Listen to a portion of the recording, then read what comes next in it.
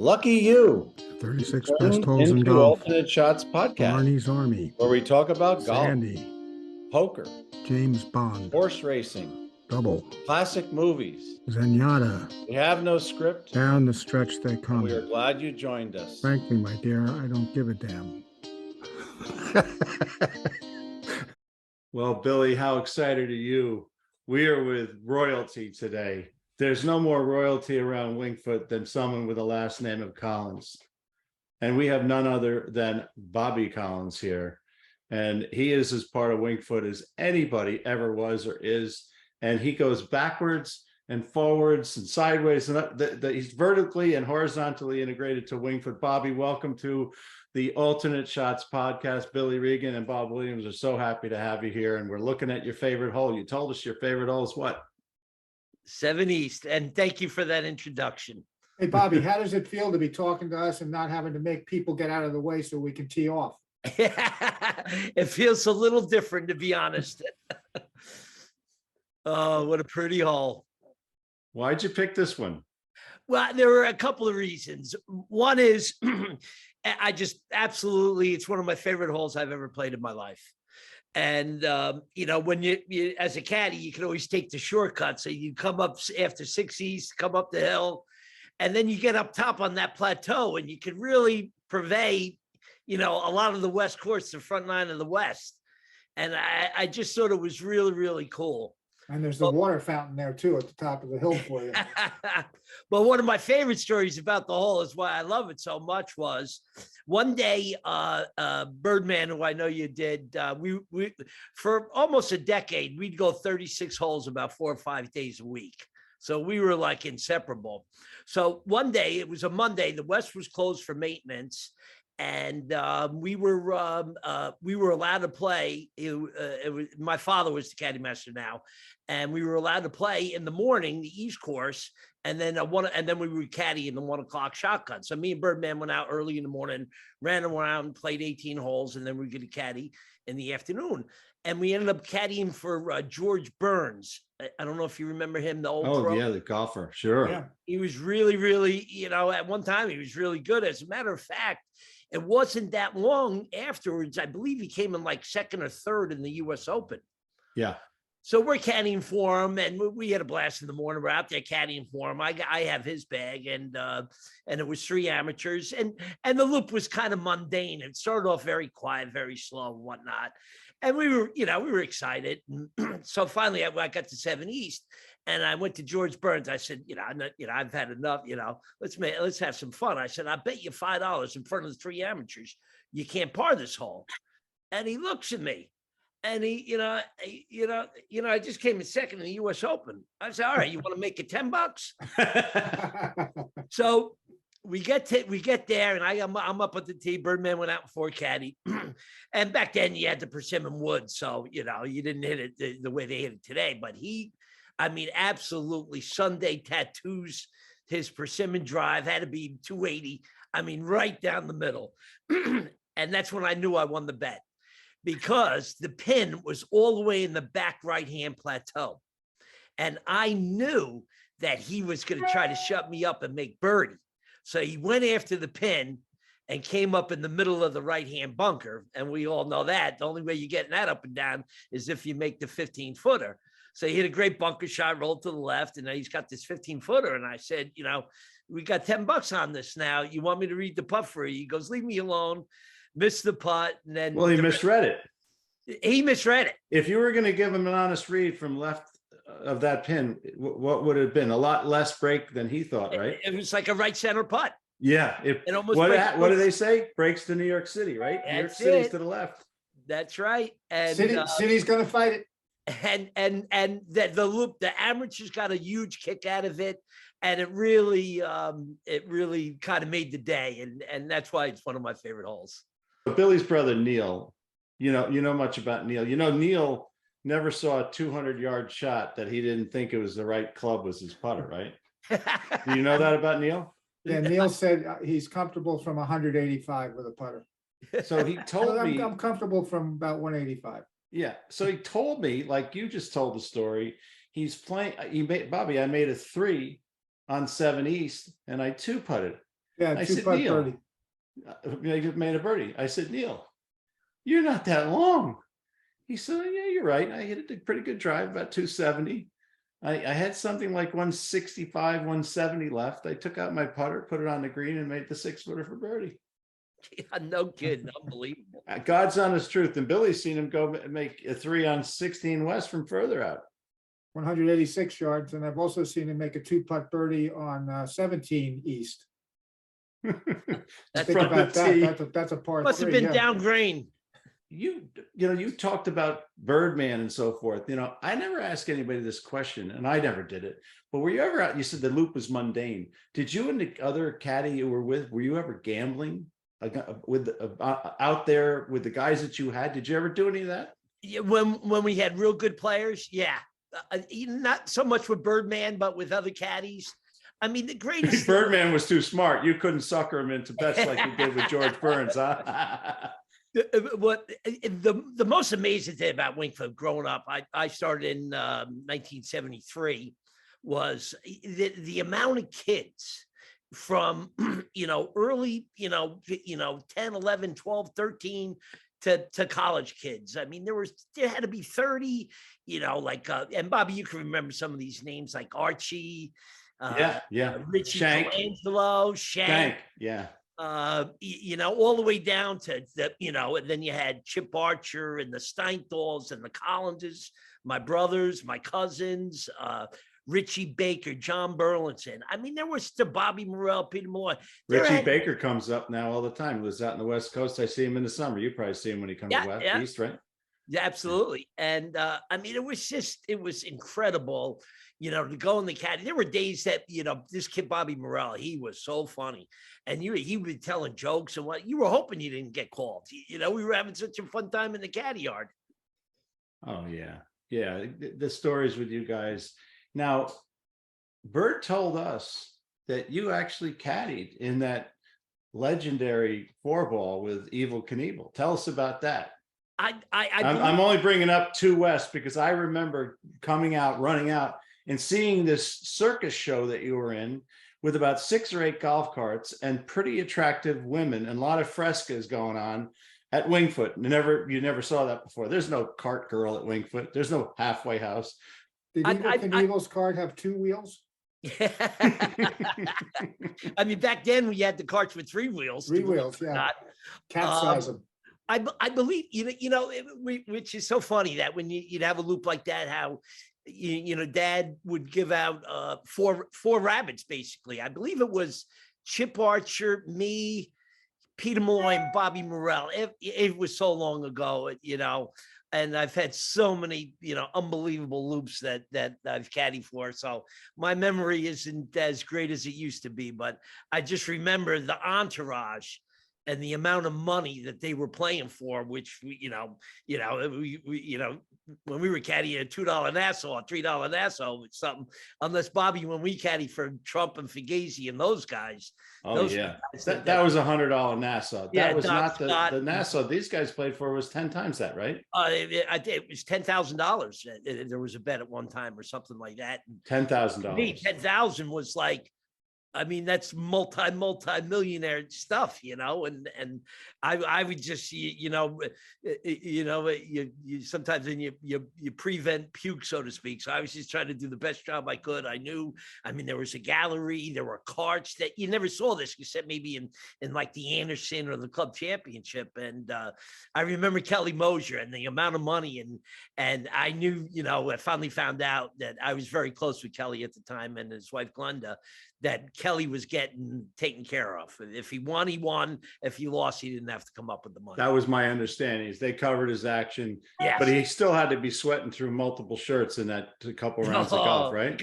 I believe Doug Sanders was in the Doug Sanders and the business manager, right? And the manager, right? Yeah. So And what kind of golfer was Evel Knievel? He could hit it, number one, but number two is you didn't care. The whole thing was about your handicap, how many shots you get, and can I make a 4 net 3? That and the bunkers, when they did it in the bunker, that was like a $500 bet to get it up and down, or That's what I heard. I heard that there was money if you put it in a bunker, and then you could make it back if you made the up and down, right? Yeah, exactly. So it was just, it was wild. It was wild. It Oh, was, that's unbelievable. So How long were you at Wingfoot? I started in, funny story was in 1972. We lived in Mamaroneck, and I'm one of 8 children. And the next door neighbors, the Lonergans, they were one of 11. And we were, my mother and their mother, we were best of friends. So every year when we were kids, we're like real tiny, we'd go up to Cape Cod in the month of August. And Darren and Dennis were my age, so that's who I hung out with. And we couldn't wait to go to Cape Cod in August. And in 1972, my older brother Pat couldn't go because he had a caddy in the club championship. Right, he caddied for Buddy Stewart, right? He caddied for Buddy Stewart. In 1972, Buddy Stewart won the club championship, God rest his soul. And I told Darren and Dennis, I said, this is the last summer I'll be up here. And they're like, what are you talking about? I said, I knew it. I knew it. It was my turn. And in at the end of that year, it was Caddies Day. No, it was a Caddies Day or the beginning of 73, but I started caddying in 1973 with my 1973. So you gave up Cape Cod for Wingfoot. That's how great it is, right? I wouldn't change my life for anything. And so I would sleep over at my papa's house, and me and him would go up there, and I'd sleep over, and we'd be the first ones out with you remember Massey, Lund, and and Moran and those guys. They would play in a threesome a lot. So my papa would take 2 bags and I'd take the other, and we'd run around. That was crazy. They didn't like the Massey Lund group. Didn't like. These were guys, Billy, that worked their tails off Monday through Friday. They were basically weekend, drinkers, and they went deep. And they go. They weren't very fast, and they were not good golfers. They would go off the first west, and by the second, oh, Bobby, there's a snake over there. I got to get the snake bite out. And they go in the bag, pick, the Burton bag, and open up the zipper and bring out the flask. Second hole all the way to 18. It was amazing they could get in, right? It was. I went to my papa. I said, "What's this snake? What are they talking about?" And then they go in the bottle and take out a swig of whiskey or whatever. Little nipper. They were traditionalists. That's why the game was invented for 18 holes. Was how long it took to drink 18 shots. So. One West, Tuesday morning, quiet, and we got the whole course from first ones off and whatnot. And I said, Mr. Moran, I'm out with you every Saturday and Sunday with my papa. I said, if you listen to me, I think you could have your best score.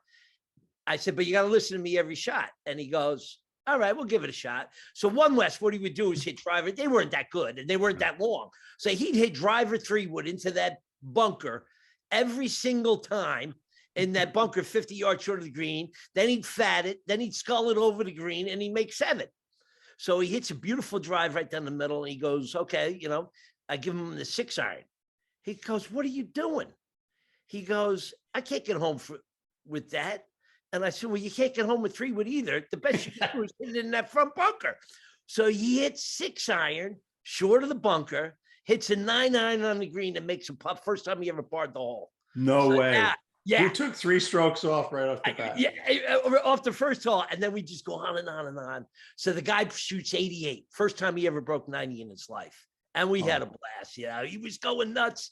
And he goes, back then $8 was your typical, it was your typical loop. So he goes, I'm going to give you $1 for every age you are. How old are you, Bobby? And I said, 50.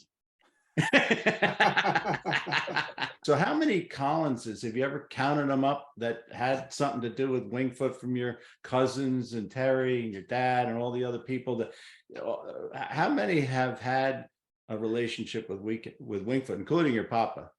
I never thought about it that way. We had Papa, Daddy, Uncle Tom, John, and Joe, me, Pat, and Martin. My sister Terry did the calligraphy for the tournaments. Then my younger sisters did it after Terry left. That's a dozen or 20. Yeah, anyway. It's got to be close to a dozen. Unbelievable. Yeah, wow. You left quite an impression for just a dozen people, though. Wonderful, wonderful. It's an unbelievable place. I mean, the physicality of the place itself, but the people. And when I say the people, I mean the members, I met my fellow caddies.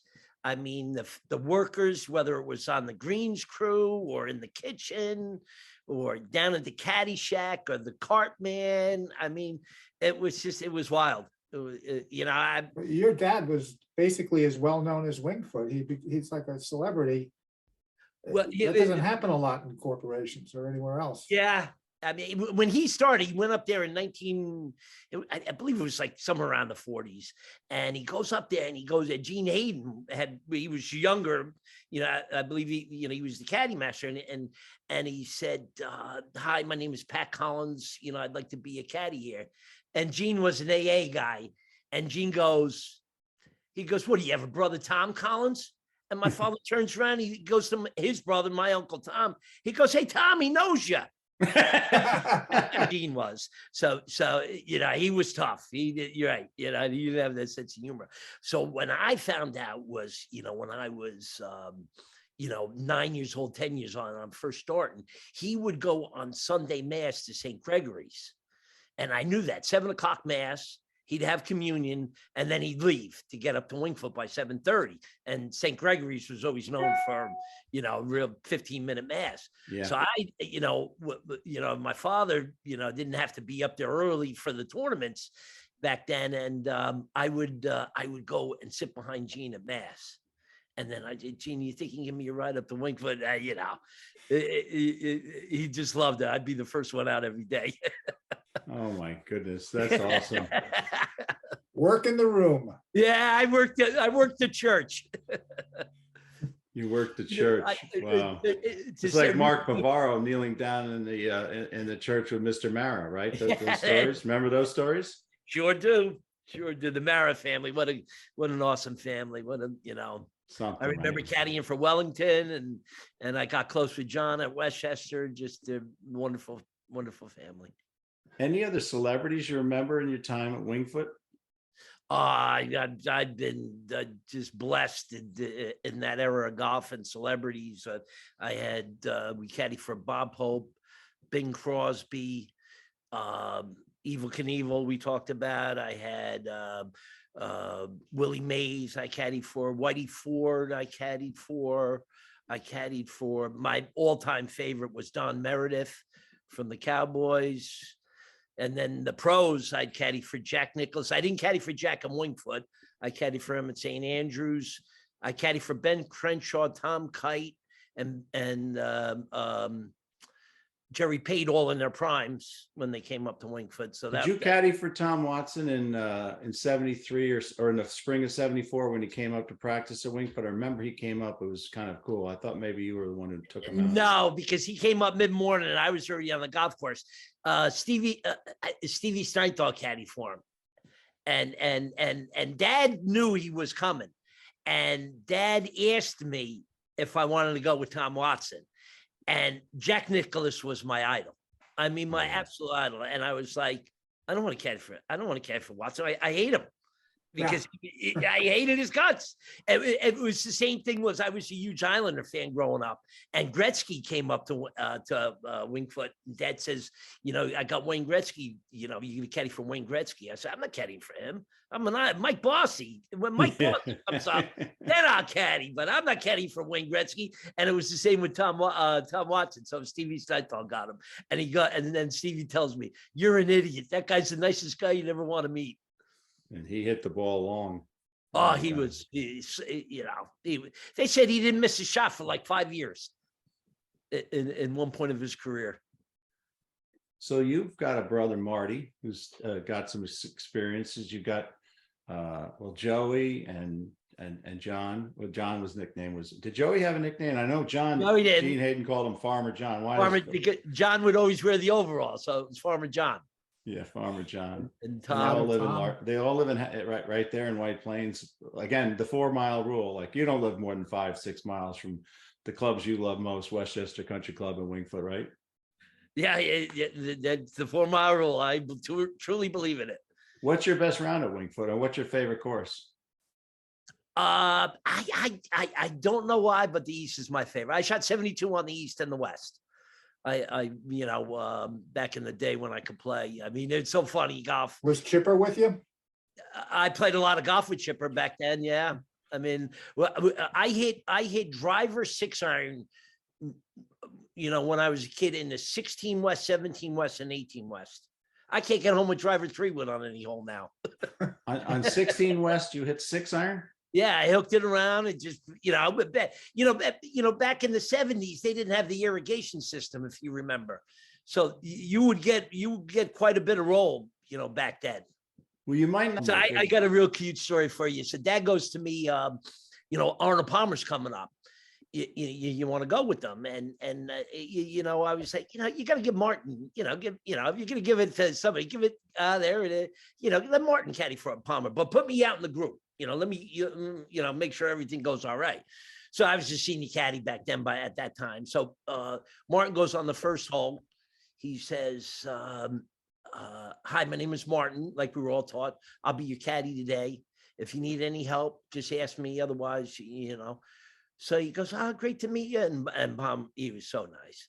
And so on the first hole of the West course, he says, hey, Mark, how far do we have? And if you know my younger brother, Martin, he had a little, not attitude, but, a little defense. And he goes, let's get something straight. It's Martin. So Palmer for 17 holes called them Mark, Mitchell, anything but Martin, Matthew, the whole nine. He wouldn't call him Martin. And, so I went to Martin. I said, he's busting your chops. I got it. So they come in, that picture right there, Dad sitting there, all the dignitaries come around and they're all standing around, and the head of the group that the reason why Palmer was there. And Martin says, I've been caddying for a few years now, and I never had so much fun. And I'd really like to thank you, Mr. Nicholas. That was probably the Newsweek outing, right? Palmer did a Newsweek outing. That's right. That's right. Gid McCabe was a member of Wingfoot. And that was the beginning of where pros would play like one hole with every foursome. So there'd be 18 foursomes, and he would just get a golf cart to shuttle them around. Yeah. I played with Arnie out in Las Vegas years ago at the Desert Inn. And he was probably the nicest guy, maybe one of the nicest guys I've ever played golf with in my life. Very polite. Oh, he was just a wonderful guy. They said and he was equally nice at the craps table later. They said he answered every single person mailed him a letter. Bobby, we finished that on 18, and it was like walking from the parking lot to the locker room at Wingfoot. And he took 45 minutes and signed every autograph till there was no one asking anymore. He didn't just keep going. He waited till there was no one asking anymore. Oh, I stayed with him the whole time. I was just so in awe. Yeah, I mean, the thing that just amazed me about him was the size of his hands and his wrists. I mean, holy, that was some. They were this big, right? I mean, they were twice the size. Yeah, they were like that, and his wrists. His wrists were, yeah. He was so strong. But he was such a kind-hearted guy. He really did answer. A buddy of mine went late in Palmer's life, was down at Bay Hill, and he was having breakfast. He was there for a business outing by himself having breakfast, and Palmer walks by and he says, oh, I got to get up. He says, Mr. Palmer, I got to get up and say hello to you. He says, you're like my idol. And he was all nervous. He says, how you doing? And Arnie gives him one of these. How you doing? He told me that story. It's like indelibly etched in his mind. He will never forget that moment. And guess how many people he's probably told that to? And Palmer, and that's why he's an honorary member of Wingfoot. Never won a tournament. That's why he had an army. That's why he had an army. I worked at 74. My job was, I was 10 years old, 11 years old. And you didn't have computers back then or anything like that. So my job was, I would take the scorecard from the pros. Imagine a pro giving you their scorecard. I mean, it's unbelievable. Yeah. So you would take their scorecard off the 9th green.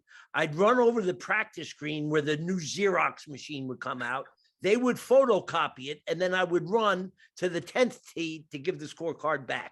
That was my job. the beauty about not only Winged Foot, it's also the game of golf and meeting all the people and then I've been the caddy master at Westchester Country Club for 32 years, and the one lucky thing was all the golf courses that we got to play over the years, all the famous golf courses, which was just a ton of fun. And I got a real quick story for you where Birdman. I saw the thing the other day was he didn't. I went out to him out in California. And in December 31st, I thought it was 79, it might have been 80. We went to that Grateful Dead concert and it was a midnight show.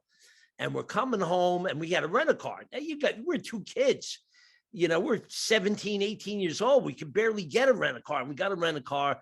We're leaving San Francisco Civic Center, I believe it was. And it was 3:30, 4 o'clock in the morning. Birdman was driving and he hit a curb. And it didn't get into an accident, but he hit this curb, and the curb was like a foot tall. So we got 2 flat tires and one of the rims, it just was like, so we're devastated and whatnot. So, we get, my father or somebody involved. The rent-a-car wouldn't give us another rent-a-car. They wouldn't pick it up. They're picking it up, but they won't give us another rent-a-car. You're out. You lost your money and done a lot. We have no money.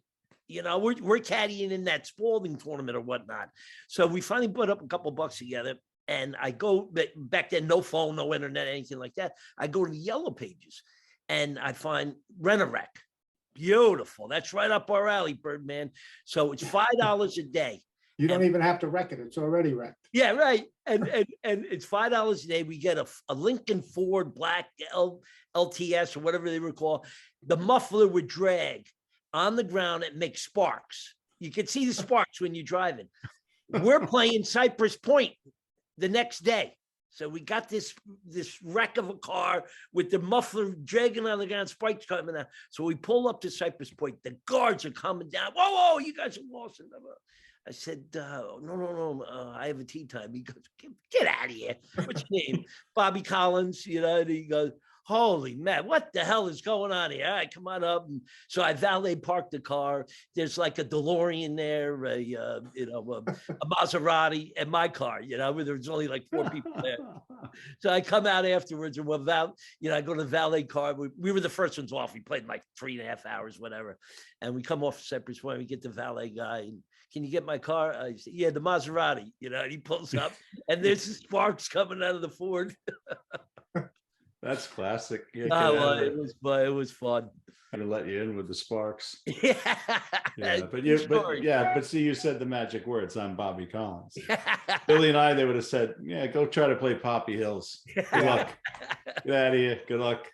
So this spot here is a lot happens there, as you said. You're right. This is the picture you took today or yesterday, Billy? Today. So you had a little snow. A little snow. Yep. Little snow. Little First snow. dusting So you last got the night. caddy master there for the uninitiated. There's the podium. I'm not sure did your dad have a podium? I forget, or is that new after your dad? I think it was towards the end of his career at Winged Foot. They Yeah. put the podium out. Rounds in. He had that big pad, and he put Doc Gaylord, Don Scott, Bill Fugazi, or whatever, and he'd say Marty and Bobby, and he knew how many rounds of golf there were. He was a computer, right? There were guests that would call, hey, Jimmy, how are you? And the guests were just, how did he know my name? He had that mind where he just, what? And I got maybe 75% of it. But when you write it down, when you're constantly writing it down, it does something up here, and it was remarkable. Not that you or your dad ever worked for tips, just aside for a second, but having the name had to increase that part of your income. Dad, let's just pick any old Thursday in May or June when the days are long. It's 8:30, 9 o'clock, right? At the end of that tunnel there, where the back of the 18th green, he'd, let's say it's Dennis Megley and 3 Wall Street guests coming in.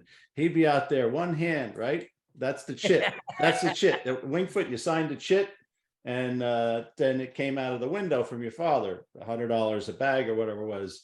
And then there was that. And, he was well taken care of, but he understood, and he knew where everybody was. He knew what they wanted to do. He Tell you knew how, the how well he members. knew it. My cousin Owen and I, Owen O'Neill and I, every June 21st or thereabouts would play 4 golf courses in the same day, 72 holes, Siren, Stanwich, and both sides of Wingfoot. So we're coming off the west Wingfoot, one of the rounds, and as we're coming through, Pat says to the caddies, "Get these bags down to number 1 East right now. These guys are setting records."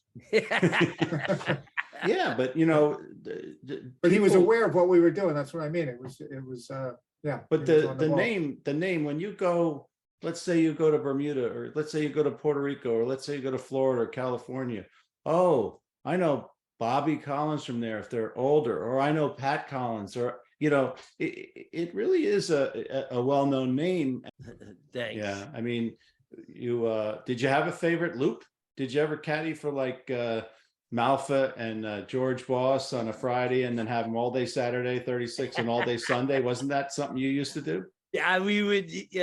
I was steady caddy for Ray Noletti for 18 years. Ray would play Friday, Saturday, and Sundays, but Ray didn't play in the winter. And how we got this going was real quick was 4 East. And Hank Malfa, the thing about him was, and those guys, and one of my favorite all-time human beings was Crafty Clark, was they would play all winter long. And, you know, Crafty would play like right in that picture right there. He would play and they wouldn't even hesitate. So, so you had, I was caddying 52 weekends a year, unless there was a blizzard. And so I'm caddying for Hank Malfa, and we get to, it's January, and the ground is 100% frozen, like Mamaroneck Avenue. And Hank hits a great drive, and the frozen ground, he gets out there. He could get home in 2 on 4 East. But back then, if you remember, they had that willow, you know, the tree on the corner. And plus the Down other on the right. say he could hit the green. Well, it hits a tree, goes in the middle of the pond. So I walk down, I put my bag next to the pond, and he walks out on the pond and hit his ball. He goes, "Come on, kid, let's go." And I'm giving him one of those looks like John Belushi. You don't expect me to go out Yeah, there. I'll slide you a club. What do you want? Yeah, right. And I walked out, he hit the shot on the green. Let's go. That's hysterical. We're going to talk to Hank next week. Hey, Bobby, this has been a thrill. We may have to have you back because we only scratched the surface with you. You were Merry just Christmas, buddy. awesome. Merry Christmas to you and your families and everybody listening. It's been a joy and a thrill. I appreciate you guys having me on. Thanks for joining us Casper. today. Billy We Harmon, really appreciate your Double feedback. Indemnity, And please Arky, subscribe to the Two show Outer, and hit the Claude bell Harmon. icon so you get notified Movie of Classics, new episodes. Mark Gable, Hit them Odd hard Job, and hit them off. Best 36 Holes.